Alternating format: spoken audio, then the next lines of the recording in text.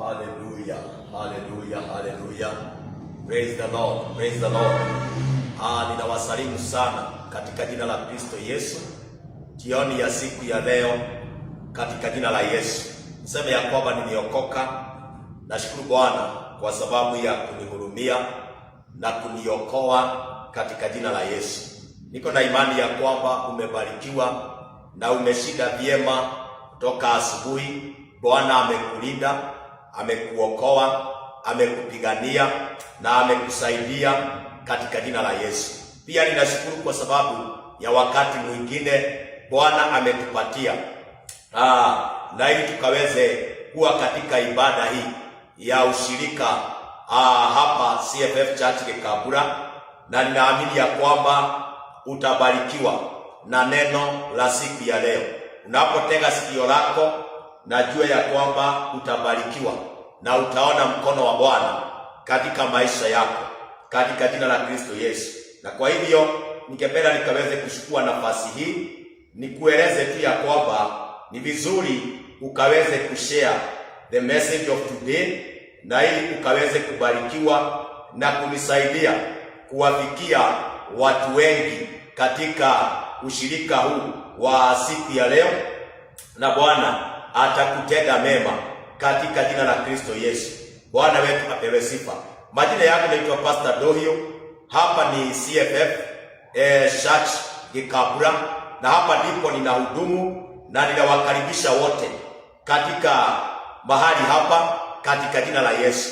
Na ninajua ya kwamba your life will never ever be the same again. Ukiamini Bwana katika maisha yako na ukiwa na imani katika maisha yako, nataka nikuambie your life will never ever be the same again. Na kwa hivyo ningependa nikaweze kuomba, alafu ndio tuweze kuingia kwa neno la siku ya leo, kwa maana Bwana amenituma niweze kukunenea na ili ukaweze kubarikiwa, kwa maana neno la Mungu ni la haki, neno la Mungu ni la kweli, neno la Mungu linaweza. Bwana apewe sifa. Neno la Mungu linatosha katika maisha ya kila mwanadamu. Bwana wetu apewe sifa. Na kwa hivyo tuamini, alafu tuombe. Baba, katika jina la Yesu, nashukuru kwa wakati huu nimesimama mbele za watu wako wanaonitazama, wale tuko kanisani.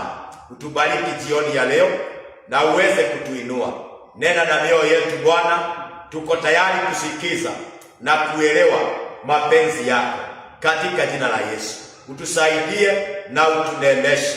Naomba kibali, naomba nguvu zako, naomba ufunuo wa Roho Mtakatifu katika neno lako. Katika jina la Kristo Yesu nimeomba na hata kuamini. Amen. Siku ya leo kuna ujumbe Bwana amenipatia na nitaongea. Ujumbe unasema partnering in the gospel. Bwana apewe sifa. Na tutaona mambo kadhaa katika Biblia. Kuna watu walipartner na watumishi wa Mungu katika Injili, na hao watu maisha yao haikubaki kuwa vile tena, mpaka wengine wametajwa kwa Biblia kwa sababu ya kusimama na Injili. Bwana atukuzwe. So ni kusema ya kwamba katika Injili hii ambaye tunahubiri katika dunia mzima, ni vyema kupatana ama kushikiliana na hiyo Injili kwa njia moja ama ingine. There are so many ways to partner in the gospel. Hallelujah. Kuna njia moja ambaye ni ya muhimu sana, inaitwa njia ya maombi. Bwana atukuzwe. Njia ya maombi. Na maombi ni ya muhimu sana.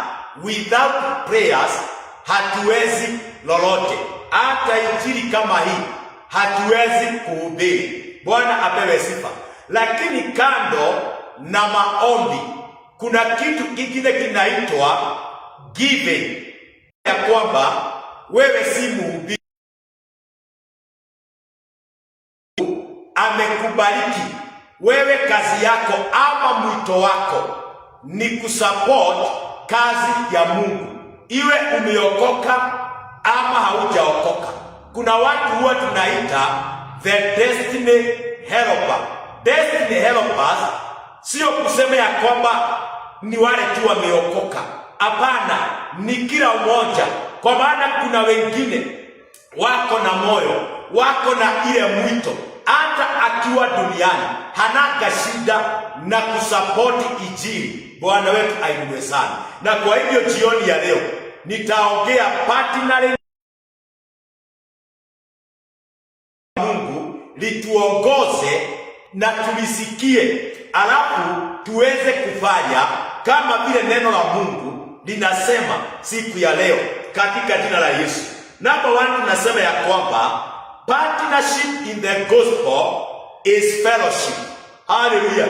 Jambo la kwanza is to have a relationship with God. Bwana atukuzwe.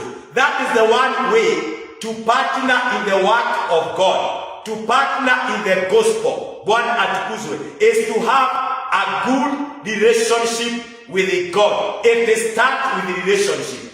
Bwana wetu ainuliwe sana. Na tutaona katika maandiko ya Mungu kitabu cha 1 Corinthians chapter 1 and verse 9 inasema hivi ya kwamba verse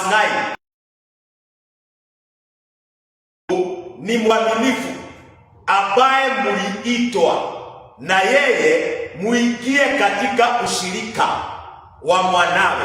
Bwana apewe.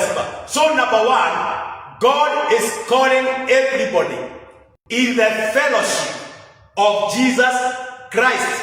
Bwana atukuzwe. So that relationship, that fellowship itakusaidia kusupport kazi ya Mungu, kusupport neno la Bwana. Bwana wetu ainuliwe sana. So ya Kiingereza inasema hivi katika kitabu cha 1 Corinthians chapter 1 and verse 9 inasema ya kwamba God is faithful. Mungu wetu ni mwaminifu, and it is good to be faithful. Na anasema ya kwamba who has called you in fellowship with his son. Angalia vile Kristo alivyofanya kazi katika dunia hii, na tutaangalia tuone katika ile kazi Kristo alikuwa anaifanya katika dunia hii. Alikuwa na supporter, alikuwa na watu wanapatana na huduma yake. Tutaangalia na tutaona. Bwana apewe sifa. Kristo alifanya kazi kubwa katika dunia hii, wadhani roho, na alifanya kwa uaminifu. Ndio na sisi Mungu anatuita katika ile ushirika. Bwana apewe sifa. Ina fellowship with his son Jesus Christ. Bwana atukuzwe. Na inasema hivi ya kwamba hapo tu tunaendelea na kusoma. Inasema ya kwamba Mungu ni mwaminifu ambaye ametuita na yeye tuingie katika ushirika wa mwanawe Yesu Kristo. So partnership, it starts with relationship. It starts with a fellowship. Bwana wetu ainuliwe sana. So that relationship is very powerful na ni ya muhimu sana katika jina la Kristo Yesu. Nasema hivi namba 2 ya kwamba in that fellowship ambaye tunaitwa na Bwana. Fellowship means number 1, sharing what you have. Me, I have the word of God. I share the word of God. Bwana atukuzwe. So na wewe ukiwa mahali pale, you can share what you have. Bwana atukuzwe. That's how you can partner in the gospel. Sharing what you have. Naweza kuwa sina mali, but you have money. Mungu amekubariki with money. Bwana, kwa maana hatujapewa kipawa moja sisi sote, lakini tuko na vipawa tofauti, kwa maana sisi ni katika mwili wa Kristo. Bwana wetu ainuliwe sana. So fellowship means share what we have. Yes, a servant of God share the word of God, but members, they can share their testimony, hallelujah, their advice, their ideas, Bwana atukuzwe, so that we can grow or we partner in the gospel. Number two, it means participation. It is good to participate in the gospel. Hallelujah. It is good participate. Unaposikia ya kwamba kuna jambo linaendelea kanisani, kuna jambo linaendelea kwa watu, it is good to participate. Bwana atukuzwe. That's why huwa ninasema ya kwamba it is good to have a fellowship, have a church that you attend every Sunday, have a fellowship that you attend the course of the week. Bwana atukuzwe, so that you can participate katika mambo ile inaendelea mahali pale. Number 3, fellowship means partnership. Hiyo ndio kitu ambacho ninaongea siku ya leo. You partner, you give what you have. Bwana wetu ainuliwe sana. Na hiyo ndio huwa inatusaidia katika jina la Kristo Yesu. Number 2 inasema ya kwamba partnership is working together with God. Hallelujah. Partnership is working together with God. Bwana wetu ainuliwe sana. Ndio nimesema ya kwamba it starts with a relationship with God. When you have a good relationship, then you partner with God in working together with our Almighty God. Bwana apewe sifa. Biblia inasema hivi, 2 Corinthians chapter 6 and verse 1. Angalia vile inasema. Wacha nisome ya Kiingereza ndio tuweze kuelewa. 2 Corinthians chapter 6 and verse 1. Biblia inasema hivi, as God's co-workers. Unasikia? As God co-workers. So we work together with our God. That's why anasema that we are the co-worker with God. We work together with our God. Bwana atukuzwe. How do you work together with your God? Hallelujah. Inaweza kuwa haujui kuhubiri, haujui kusifu, haujui mambo mengi, but kuna ile jambo Mungu ameweka ndani yako inakusaidia kufanya kazi pamoja na Mungu wako. Bwana atukuzwe. Because everyone is a worker in the kingdom of God. Ni vile tu shetani ameharibu watu, ameharibu maisha ya watu.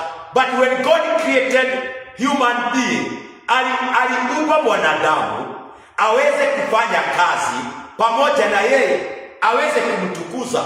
Bwana atukuzwe. And today ninajua ya kwamba when you hear this word of God, you will start partnering and working together with your God.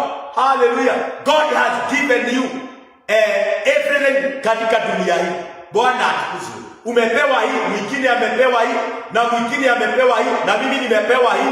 Bwana, we work together with God. That's why anasema as God's co-worker. So we partner with our God katika injili. Hallelujah. Kwa kazi ya Bwana.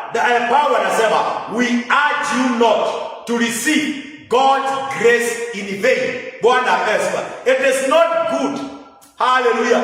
My viewers, it is not good to receive the grace of God in vain. Hallelujah. It is good to partner with God. It is good to work together with Almighty God. Hallelujah. Don't receive the grace of God in vain. Bwana wetu ainuliwe sana. Na ukisoma hata Corinthians 1 Corinthians 3 verse 6 inasema we are the co-workers in the kingdom of God. We are the field. Hallelujah. You are a worker. Wewe ni wanaweza uliza, how do I work with God? Mwingine ameitwa kuomba, you work with God. Mwingine anaitwa kwa sifa, anafanya kazi pamoja na Mungu. Mwingine ameitwa kuhubiri, anafanya kazi na Mungu. So ni vyema kuenda mbele za Bwana na kuomba Mungu, Mungu, nini ulinipatia ndani yangu ili niweze kufanya kazi pamoja na wewe. Kuna watu tunahitaji mkono katika nyumba la Bwana. Hao watu ni kujitolea mali na vitu zao kusupport ama kupartner na kazi ya Bwana. Bwana wetu apewe sifa. So maandiko inasema we are the co-workers in the mighty name of Jesus. Number 3, partnership is given and support. It is given. So you give what you have. Hallelujah. That's why the Bible says ya kwamba give, it shall be given back unto you. Na Mungu akasema, nyosha mkono wako nami nitakunyoshea mkono wangu. Watu hawajaelewa vile Mungu anamaanisha. Bwana atukuzwe. Ukinyosha, when you stretch your heart in the kingdom of God or in the house of God, then God will stretch his heart upon your life. Bwana wetu ainuliwe sana. That is the way unaweza kubarikiwa na Bwana. Lakini ukiwa mahali pale, ukikuja mkono wako, naye Mungu anakuja mkono wake. Bwana atukuzwe. Ndio unaona ya kwamba ukisema ni kuzito, kwa maana pengine wewe umekuja mkono wako, hauwezi kunyosha hiyo mkono wako utoe kitu katika ufalme wa Mungu, utoe kitu katika nyumba la Bwana, upatane na watumishi wa Mungu. Bwana wetu apewe sifa. Naye Mungu akiwa mbinguni atakubariki. Katika kitabu cha Philippians, chapter 1 from verse 3, inasema ya kwamba tunaona Paulo hapa akiongea maneno hapa. Anasema hivi ya kwamba I thank my God every time I remember you. Wacha nikuambie siku ya leo, when you partner with the servant of God, when you partner in the gospel, hallelujah, wadhani rogoshi Mungu, anamshukuru Mungu kila wakati, anakumbuka watu wale. Kanisa la Wafilipi, the church of Philippians, ndio kanisa lilijitolea sana na kusimama na Paulo wakati alikuwa anafanya kazi ya Mungu. Bwana wetu ni sana. Anasema in all my prayers for all of you. So he prayed for this church. Na akasema I always pray with joy. Alikuwa anaomba kwa furaha anapokumbuka lile kanisa na vile wanajitahidi na vile wanajitolea, and how they partner with me in this gospel. I pray for them with joy. Hallelujah. Na ukiona ukiombewa kwa furaha, maombi inafika, unabarikiwa katika jina la Kristo Yesu. Bwana apewe sifa. Why Paul anasema hii maneno? Because of your partnership in the gospel from the first day until now. Hallelujah. Hii kanisa lilisimama na Paulo katika huduma. The Bible says that the church, because of your partnership, they gave whatever they have. They partner with Paulo katika huduma. Bwana apewe sifa. Na akasema ya kwamba from day one until now. So hii ni kitu ambaye kinaendelea. Bwana wetu ainuliwe sana. Ni kitu ambaye kinaendelea. Ukiona kanisa linatajwa na watu wakubwa katika Biblia, jua ya kwamba lilifanya kazi. Kanisa halikuashiria mtumishi wa Bwana. Na maandiko inasema sio vyema kanisa kuashiria watumishi wa Bwana. It is good to stand with the servant of God. It is good to partner with the servants of God. Hallelujah. That's why we are called the co-workers in the kingdom of God. We work in various ways, in many ways. Bwana wetu ni sana, because of your partnership in the gospel from the first day. Na akasema verse 6, being confident of this, that he who began a good work in you will carry it on to completion until the day of Jesus Christ. That is the confidence that Paul had in his heart because of this church. Hallelujah. He knew that every work that had been started in their life, God will complete it. Bwana wetu ni sana. Even you ambaye unaniona siku ya leo, na kuambia ya kwamba kuna kazi Mungu ameanzisha ndani yako. Wewe pia haujui, wewe pia hauelewi. But when you pray, when you read the word of God, you will understand the work iliyo ndani yako. Bwana wetu ni sana. Because there is a work. We are the co-workers. Hallelujah.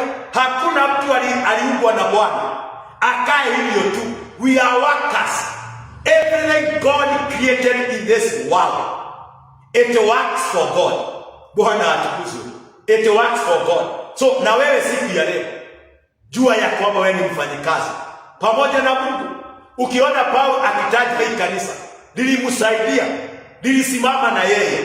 Bwana atukuzwe. Naomba katika jina la Yesu, simameni na watumishi wa Bwana. Simameni na wao katika huduma. Simameni na wao katika maisha yao. Bwana atukuzwe. Maandiko inasema katika Ezekiel inasema ya kwamba ukiangalia mtumishi wa Bwana, you keep blessings in your life, in your family. Hallelujah. When you give something to the servant of God, the Bible says unaweka baraka kwa nyumba yako. Hiyo nyumba yako haitakosa. Bwana atukuzwe. So it is good to partner. Katika jina la Kristo Yesu. Bwana wetu ainuliwe sana. So tunaona ya kwamba Paulo kuna mambo amenena hapa kwa sababu hii kanisa. Na ukiendelea inasema hivi, Philippians chapter 4 and verse 15. Uone vile anashuhudia hili kanisa.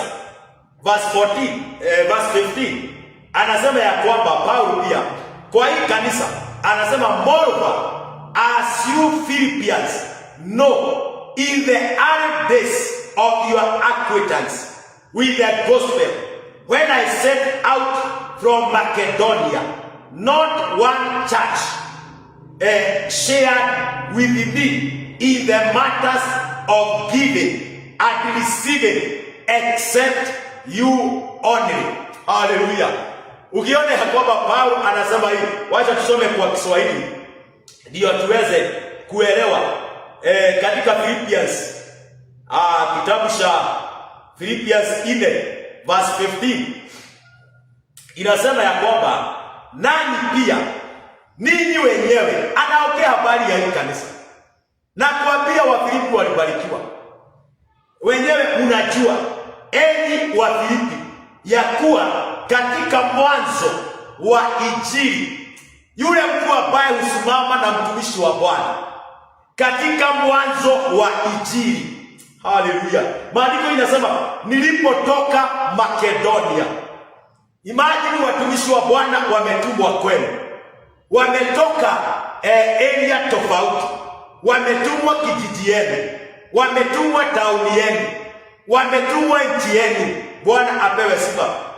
Akasema hakuna kanisa lingine lililoshirikiana nami katika habari hii ya kutoa na kupokea ila ninyi peke yenu. Bwana apewe sifa. They stood with Paul. Hallelujah. Na Paul si kusema ya kwamba alikuwa masikini. We do not partner with the servants of God kwa sababu wao ni masikini. Hapana, tunafanya vile kwa sababu ni kazi ya Mungu. Bwana apewe sifa. Ni kazi ya Mungu. Sio kwa sababu unajua huyu. Hapana, ni kazi. When you give in the kingdom of God, when you support the work of God, when you partner with the work of God as a good co-worker. Hallelujah. Sio kusema ya kwamba watu ni maskini. Ni kazi ya Mungu unafanya. Bwana wetu ainuliwe sana. Ni kazi ya Mungu unafanya, na hiyo kazi ndio itafanya ubarikiwe. Wengi wamezuilia baraka zao kwa sababu hawakuelewa ile mwito waliitwa naye. Na ndio unaona ya kwamba watu wengi huwa wanapigania microphone, huwa wanapigania mambo mengi sana, lakini pengine wameitwa kusimama na kazi ya Bwana katika hali ya kutoa, katika hali ya kupeana, lakini hawajajielewa. Bwana wetu ainuliwe sana. So hili kanisa peke yake, na Biblia inasema ya kwamba alipotoka Makedonia akafika huko, makanisa ilikuwa mingi, but there is one church ilisimama na Paulo. Bwana atukuzwe. Na nikiongea habari ya kanisa, naongea habari yako. You are the church. Hallelujah. You are the church. Ni vizuri kusimama na kazi ya Bwana. Akasema ya kwamba kwa kuwa hata huko Thesalonike mliniletea msaada kwa mahitaji yangu, wala si mara moja. Watumishi wa Mungu wanakuanga na mahitaji. Haleluya. Wanahitaji msaada wako. Na hiyo ni Mungu alisema. Sio kitu ambaye imepakwa na mwanadamu. Hapana. Ilianza zamani. Hata nitakuonyesha habari ya Kristo ambaye alikuwa mwana wa Mungu. Lakini Paulo anasema ya kwamba bado hii kanisa lilimtumia msaada, lilisimama pamoja na yeye. Naomba kuanzia siku ya leo, kila mmoja anayenitazama aweze kuelewa mwito wake ni gani. Bwana apewe sifa. Elewa umeitwa pande gani katika ufalme wa Mungu, ndio uweze kubarikiwa, ujiondolee shida katika maisha yako. Unaweza kuwa wewe ndiye kanisa hili ambaye linanenwa siku ya leo. Si kwamba na kitamani kile kipawa, bali yatamani mazao yanazidi kuwa mengi katika hesabu yenu. Na ninakwambia Paulo hakuwa maskini. Alikuwa anatufanyia kazi, lakini aliletewa msaada kwa mahitaji yake. Kanisa linahitaji mambo mengi sana. Bwana atukuzwe. Ni vyema kusimama na kazi ya Bwana katika jina la Yesu. Nikwambie jambo hili, when you give, you become a partner in God's work. When you give, hallelujah, when you give, you become a partner in God's work. Bwana apewe sifa. Naweza kuwa na mkutano wa injili na wewe ushindwe na, lakini unaweza jitolea mali yako. Ukitoa, nikienda kuhubiri, hata wewe umehubiri. Bwana atukuzwe. Hata wewe umehubiri, kwa sababu kayo mkutano. Bwana wetu ainuliwe sana. Tuangalie habari ya Yesu wakati alikuwa hapa duniani, na ndio tunaitwa tuwe na ushirika pamoja na Kristo Yesu. Bwana apewe sifa. Wakati Yesu alikuwa hapa duniani, alikuwa mwana wa Mungu. Na jana nilikuambia ya kwamba Yesu alikuwa amepewa mamlaka ya mbinguni na ya duniani. Alipewa vitu vyote katika mbingu na katika duniani. Lakini kwa injili yake, haleluya, alihitaji watu wa kusimama na yeye. Bwana apewe sifa. Soma nami katika Luke 8, tuanzie mstari wake ni wa kwanza. Luke 8, tuone ya kwamba hata Yesu mwenyewe, sio kusema ati watumishi wa Mungu ndio wanahitaji, hata Kristo mwokozi wetu alikuwa supported katika huduma.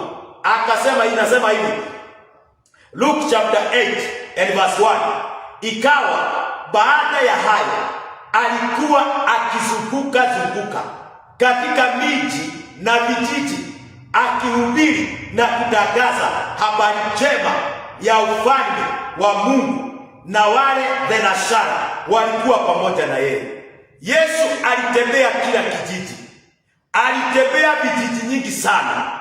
Kazi yake ilikuwa moja, kutangaza habari njema ya ufalme wa Mungu. Bwana wetu ainuliwe sana.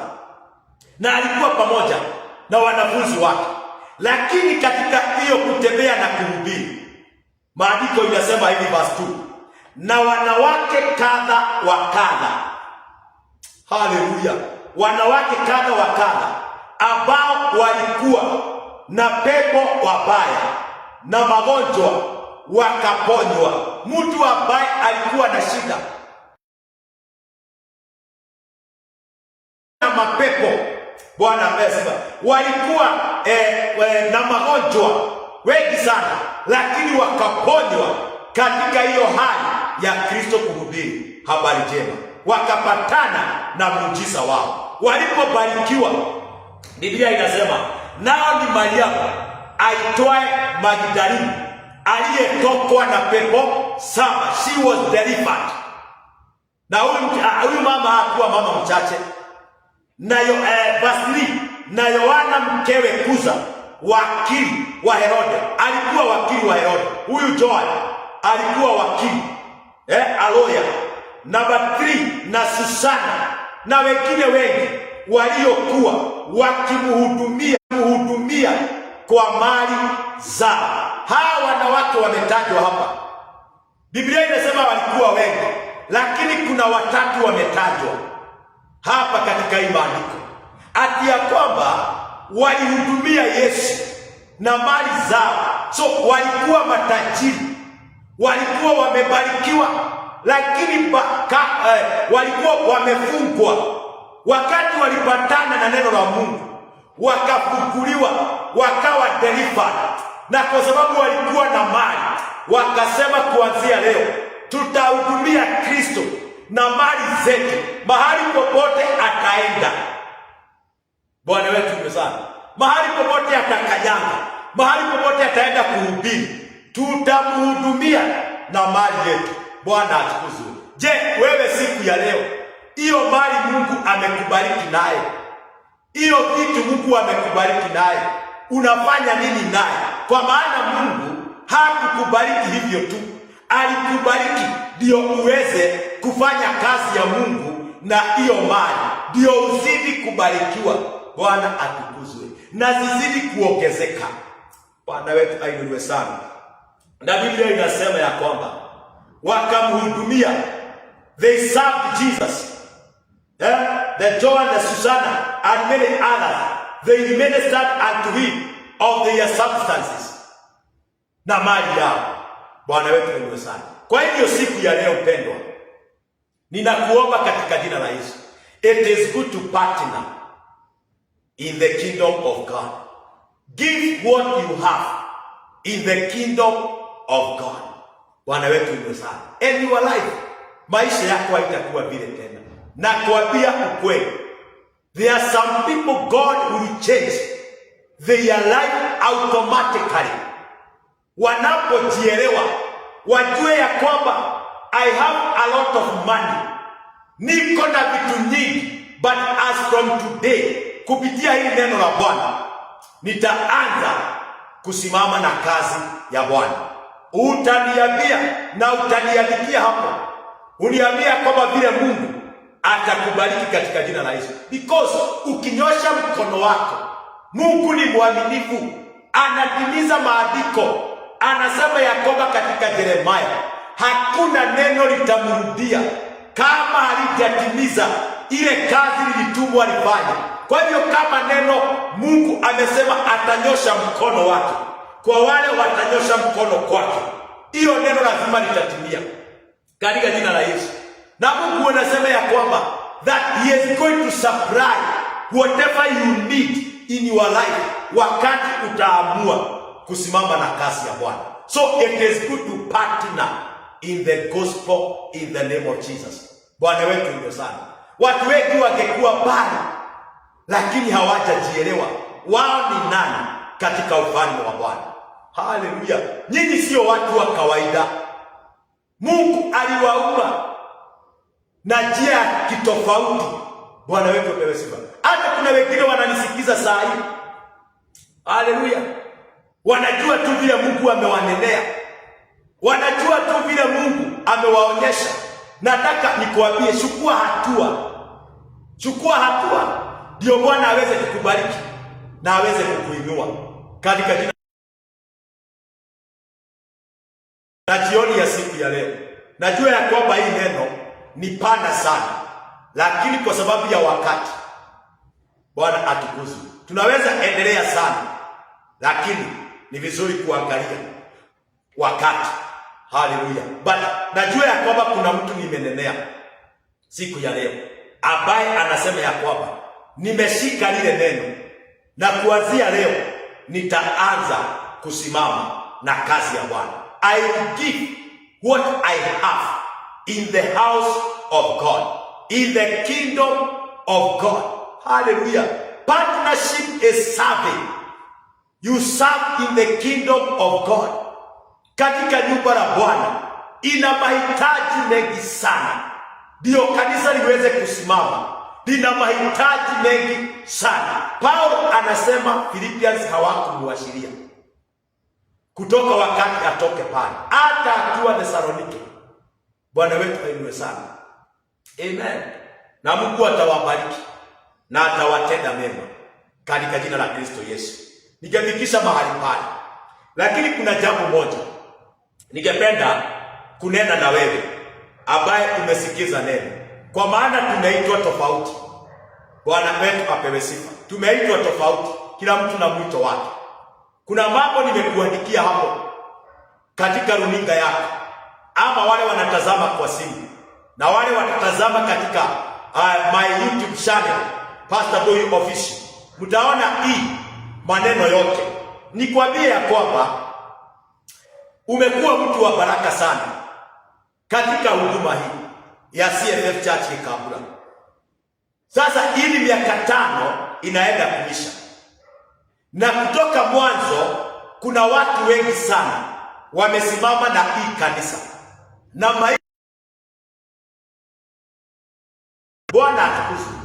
We started the church in a 2-room house ya mabati, but God, our God is so faithful.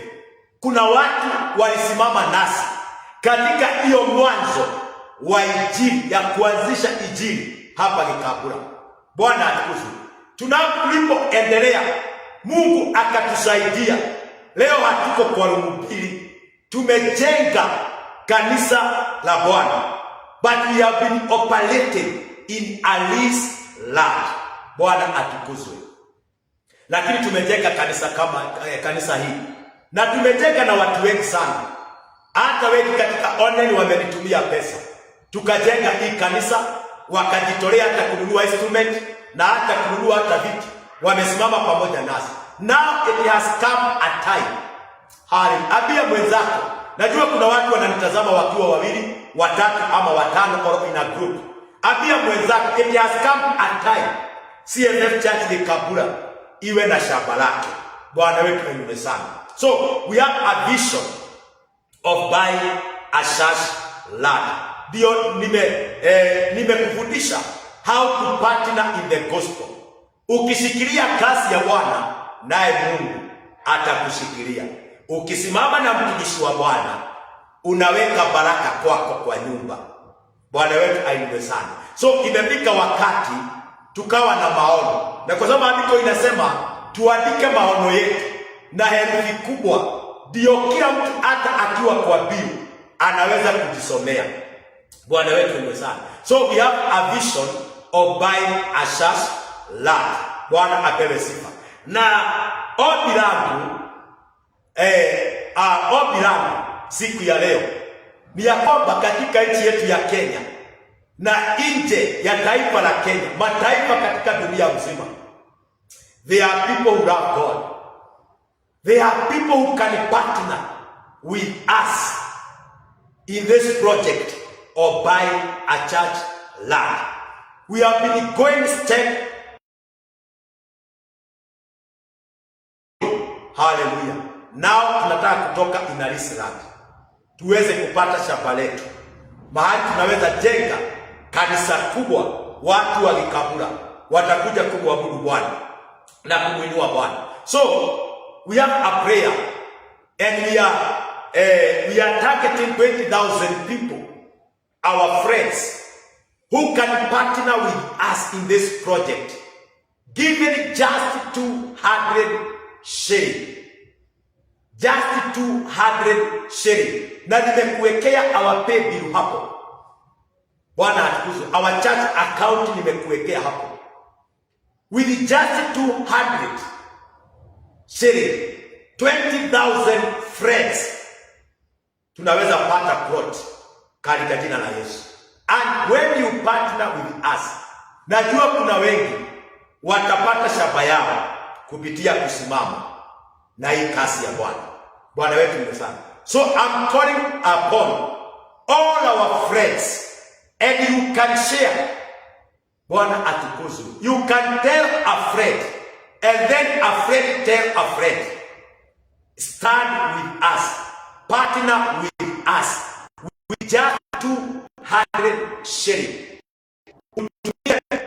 Our PayBill number, our church account, PayBill number yetu ni 247. Account unaandika 262,463. PayBill 247. Account 262,463. We use that PayBill for this project. Na najua ya kwamba utabarikiwa na Bwana katika jina la Yesu. Watu wakisimama na mimi na wakisimama na hii kanisa la Bwana mpaka mahali tumefika. It is not by our power, not by our might, but by the power and the grace of God. And well wishers are people like you. Hallelujah. You are good people. Na Mungu atawabariki na atawatenda mema. So stand with us, partner with us in this time as we purchase a church land, and God will bless you. Just 200 shilling put in the account, na nitajua na nitazidi kukuombea katika jina la Yesu. Wacha tuombe jioni ya leo. Baba, katika jina la Yesu, nashukuru kwa sababu ya neno lako la siku ya leo. Takatifu, ninakuinua kwa maana kuna watu watachukua hatua kupatana na kazi yako na ufalme wako. Kuanzia leo watabarikiwa katika jina la Yesu. Asante Jehova for those, my God, that will partner with us as we purchase a church land.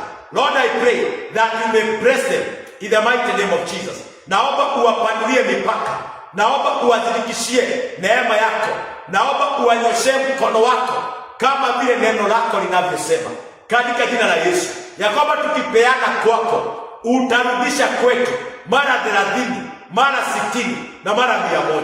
Ninaombea hao watu wako Bwana, that you may bless them, that you may bless them. Have mercy unto them, O God. Na ninajua ya kwamba watabarikiwa na wataponywa, watainuliwa na utawaonekania katika jina la Kristo Yesu. Asante Mwokozi wetu, kwa maana umetenda na utazidi kutenda. Katika jina la Kristo Yesu nimeomba na hata kuamini. Amen. Sema amen. Mungu akubariki na akutende mema. I will be sharing this project each and every day, ndio tuweze kusaidiana katika jina la Kristo Yesu. Na Mungu atawabariki. Have a good nice day, nice time. Shalom.